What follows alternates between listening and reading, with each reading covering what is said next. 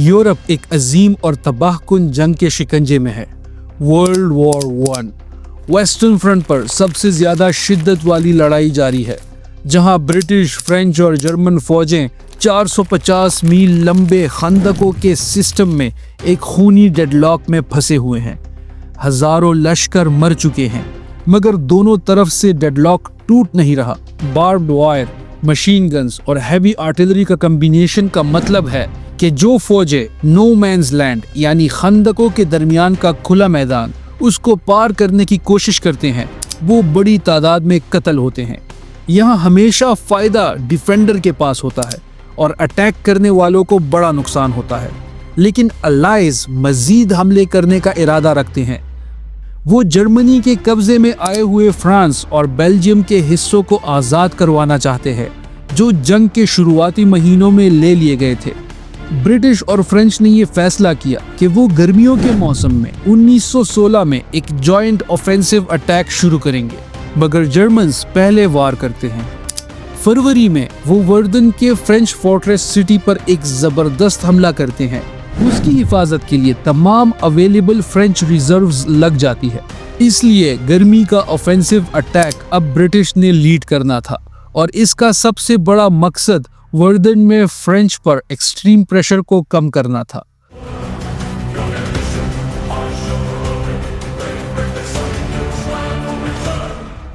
हमला जुलाई में सोम रिवर के करीब 25 मील के फासले मोर्चे पर होगा।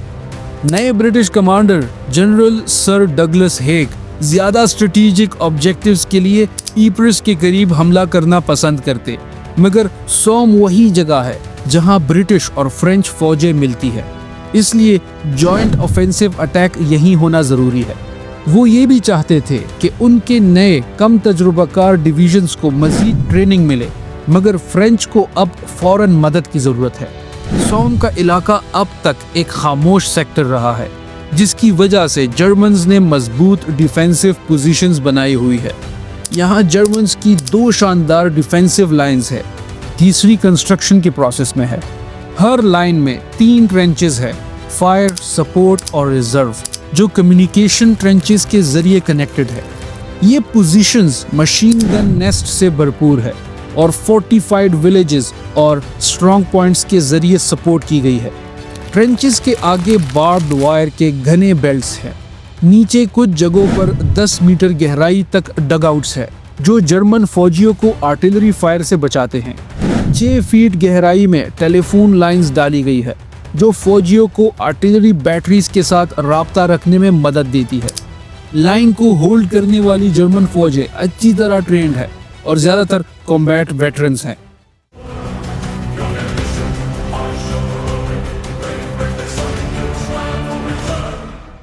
Offensive attack British 4th army lead करेगी, जो लेफ्टिनेंट जनरल सर हेनरी रॉलिंसन के अंडर है।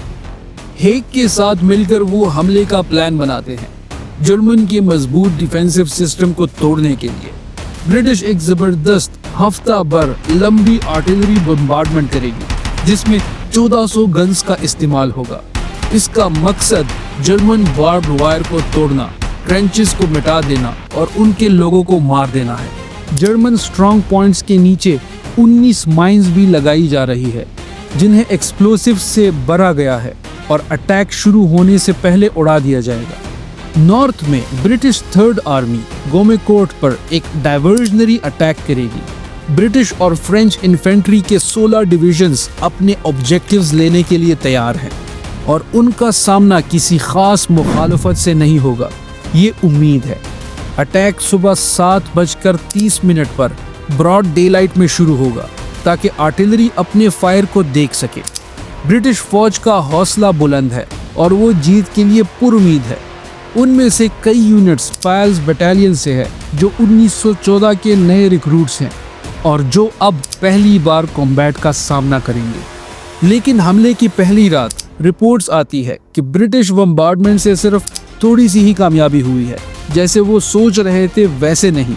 16 लाख शेल्स फायर किए गए हैं, मगर inexperienced gun cruise, heavy guns की कमी और फॉल्टी शेल्स की वजह से जर्मन बार्ब्ड वायर ज्यादातर अपनी जगह पर ही इंटैक्ट है।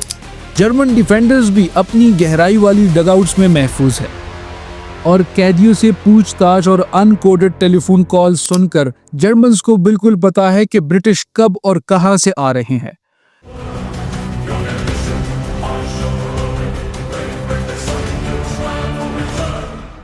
अलाइड आर्टिलरी बम्बार्डमेंट अपनी पीक पर 7 बजे पहुंचता है। 7:20 पर ब्रिटिश एक जबरदस्त माइन डेटोनेट करते हैं जर्मन स्ट्रॉन्ग पॉइंट हॉथॉर्न रीडाउट के नीचे और ब्रिटिश फौजें फौरन क्रेटर को कब्जा कर लेती है। 7:28 पर मजीद माइंस जर्मन स्ट्रॉन्ग पॉइंट्स के नीचे डेटोनेट होती है। 7:30 पर अलाइड बम्बार्डमेंट जर्मन की दूसरी लाइन पर शिफ्ट होती है और ब्रिटिश और French infantry no man's land के पार अपनी पेशकदमी करते हैं। जर्मन फौज मीनवाइल अपने डगआउट से निकलकर मशीन गन सेट करते हैं। ये एक बराबर रहने वाली गलतफहमी है कि तमाम ब्रिटिश इन्फेंट्री अपने ट्रेंचेस से बाहर निकलेगी और जर्मन लाइन की तरफ धीरे धीरे चलने लगेगी। कुछ यूनिट्स ने ऐसा किया, लेकिन ज्यादातर ने अपने आदमी नो मैंस लैंड में बम्बार्डमेंट के खत्म होने से पहले भेजे ताकि दुश्मन की लाइन तक का आखिरी फासला जितना हो सके कम हो। शुमाली सेक्टर में चाहे जो भी तरीके इस्तेमाल किए गए, ब्रिटिश जर्मन मशीन गनर्स के लिए आसान निशाने बनते हैं, खास तौर पर जहां वो बार्ड वायर के चंद सुराख से गुजरते वक्त इकट्ठा हो जाते हैं। ब्रिटिश इन्फेंट्री बेडर होकर आगे बढ़ती है, लेकिन उनको शिकस्त हो जाती है और मजीद लश्करों के सदके हो जाती है। कुछ यूनिट्स ने जर्मन लाइन में दाखिल होने का कामयाब हिस्सा भी लिया। तिएपफाल के पास 36 अल्स्टर डिवीजन ने श्वाबेन रीडाउट पर कब्जा कर लिया, लेकिन किसी भी फ्लैंक पर सपोर्ट के बगैर ये कम तादाद में बिल्कुल अकेले थे और इसके बचे कुचे जवान रात को पीछे हटने पर मजबूर हो गए। उनके दूसरी तरफ 32nd डिवीजन ने लीप्जिग रीडाउट हासिल की। लाबॉयजल के करीब 34 डिवीजन ने लॉच नगर माइन क्रेटर पर कब्जा कर लिया, मगर ये सिर्फ छोटी छोटी जगह थी जर्मन लाइन में जो उनके मेन कब्जे से बहुत दूर थी।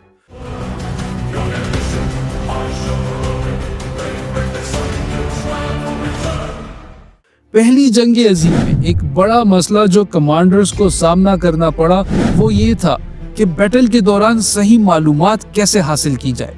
भरोसेमंद फील्ड रेडियोज अभी तक नहीं बने थे। टेलीफोन लाइंस शेल फायर के जरिए बार बार कट जाती थी, तो अफसरान को messengers, flag signals, light signals और कबूतरों का सहारा लेना पड़ता था, जो सब के सब मुकम्मल तौर पर भरोसेमंद नहीं थे। इस मसले को हल करने के लिए अटैक के दौरान आर्टिलरी एक मुकर्रर टाइम टेबल के मुताबिक काम करती थी, जो दुश्मन की अगली दिफाई फौज की तरफ अपनी फायरिंग को मुकर्ररा वक्त पर शुरू करती थी। लेकिन अगर इन्फेंट्री किसी वजह से रोक दी जाए तो उनका साथ छोड़कर सोल्जर्स आगे बढ़ जाते थे और इन्फेंट्री दुश्मन के मशीन गन्स के रहमो करम पर आ जाती थी। एयर सर्वेलेंस, जो कि बलून्स और हवाई जहाज़ों के जरिए होती थी, काफ़ी मालूमात दे सकती थी, लेकिन इस पर अच्छे मौसम और आसमान का काबू चाहिए होता था। यही वजह है कि 1 जुलाई को ब्रिटिश कमांडर्स को ये समझने में घंटे हत्ता के दिन लग गए कि कौन से हमले कामयाब हुए और कौन से नाकाम। इस वजह से उनके लिए सूरत हाल पर तेजी से अमल करना बहुत मुश्किल था।